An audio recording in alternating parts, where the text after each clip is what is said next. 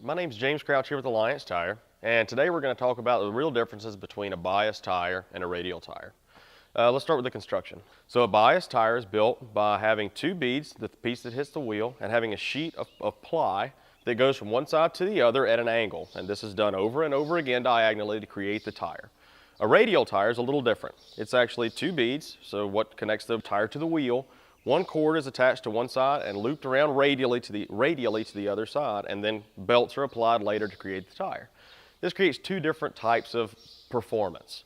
A bias ply tire, when you load a bias ply tire up, it actually deforms a little bit in the tread because it acts as one individual unit. You can't influence one part of the tire without having something happen to another part of the tire. A radial tire acts a little different. It acts as two independent units. So you have the sidewall and the tread. With the radial tire, when you load it up, the tire actually gets longer. The tread face, the contact patch gets longer, it extends because the sidewall squats down. It creates a very nice flat profile. So if you do a lot of roading, a radial tire is hands down the best option because it's going to ride much, much better. The sidewall actually acts like an airbag. It's protection between you and the road. It's going to wear better because with that much longer tread, with that bigger footprint, you're going to distribute the weight of your machine over a larger area and create less heat buildup. Heat is the tire's worst enemy.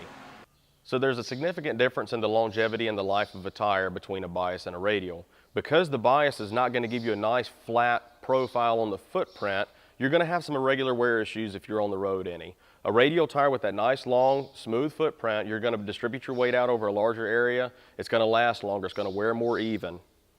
Also, with the radial tire, you create much less compaction on your field. This is why radial tires are on all of the big tractors coming out from the manufacturers today. You're able to spread that weight over the largest area possible. This keeps your compaction down, gets your traction up, and saves you fuel in the field.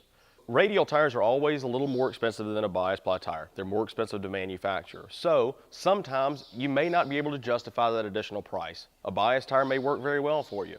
If you have a tractor where you're just mowing with it and it's a 50 horsepower tractor that you use a couple times a month, a bias tire is probably going to do just fine. Bias tires are also very popular on machines like zero-turn mowers, skid steers, and things like that because with that rounded profile, with a little more rounded profile, you don't tear up your yard as much when you're moving through your yard. A radial tire with that long footprint can create a lot of scrub on a yard for a landscaper. The best time to use a radial tire is anytime you're in the field. Anytime you're in a field or interacting with the soil, a radial tire is going to be better. Your compaction is going to be dramatically less. Your load capacities are higher, and it's a much more comfortable ride.